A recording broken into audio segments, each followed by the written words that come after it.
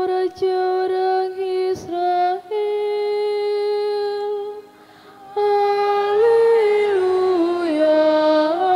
haleluya, haleluya.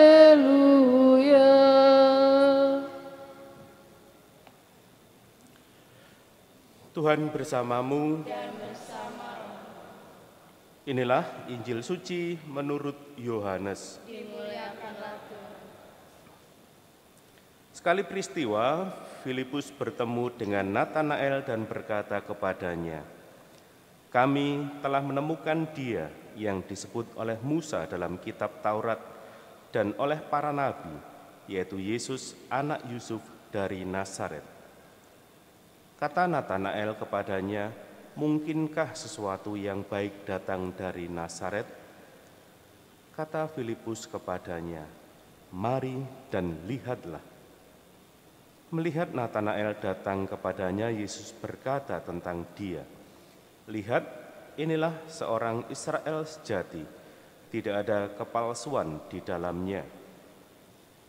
Kata Natanael kepada Yesus, "Bagaimana engkau mengenal aku?" Jawab Yesus kepadanya, "Sebelum Filipus memanggil engkau, aku telah melihat engkau di bawah pohon ara." Kata Natanael kepadanya, "Rabi, engkau anak Allah, engkau Raja orang Israel." Yesus menjawab katanya, "Karena aku berkata kepadamu, aku melihat engkau di bawah pohon ara, maka engkau percaya? Hal-hal yang lebih besar daripada itu akan engkau lihat."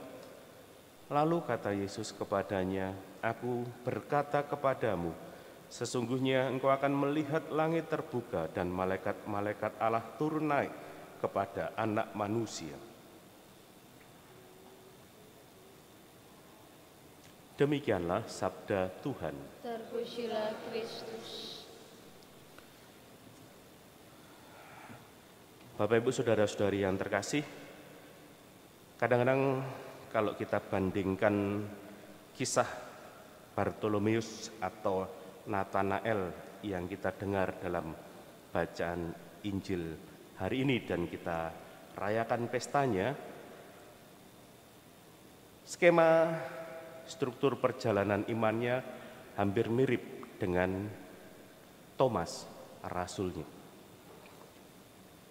Bagaimana Bartolomeus atau Natanael tidak mudah terpengaruh bahkan oleh teman-temannya.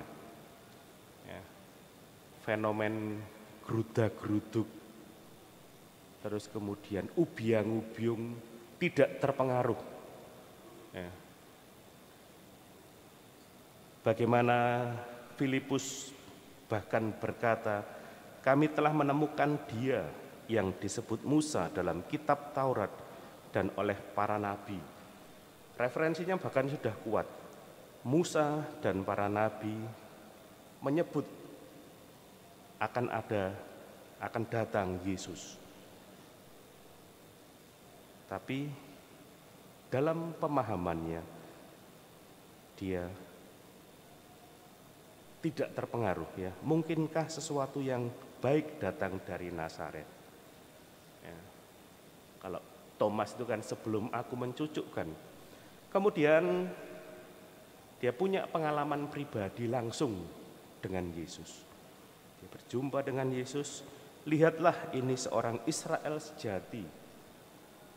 Tidak ada kepalsuan di dalamnya." Karena memang dia bukan pribadi yang mudah terpengaruh.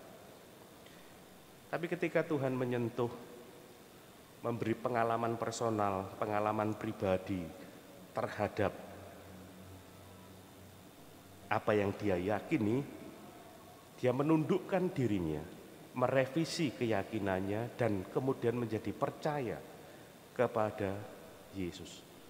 Bahkan kepercayaannya ini dia bawa sampai berani mencurahkan darahnya, nyawanya, demi iman akan Tuhan Yesus. Bapak, Ibu, saudara-saudari yang terkasih, kita memang bisa saja belajar beriman dari misalnya khotbah Romo. Tapi itu pun harusnya sampai pada sebuah pengalaman pribadi kita terhadap Tuhan. Sapaan pribadi yang justru itulah yang menguatkan kita untuk terus percaya kepada Dia.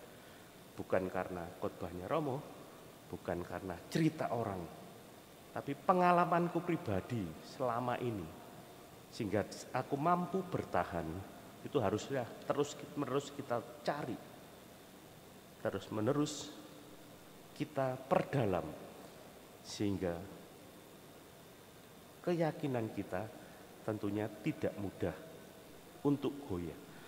Semoga pesta Santo Bartolomeus atau Nathanael juga mengajak kita untuk terus-menerus memperdalam iman kita akan Tuhan, dan itu membuat kita semakin percaya kepada Dia. Kemuliaan pada Bapa dan Putra dan Roh Kudus.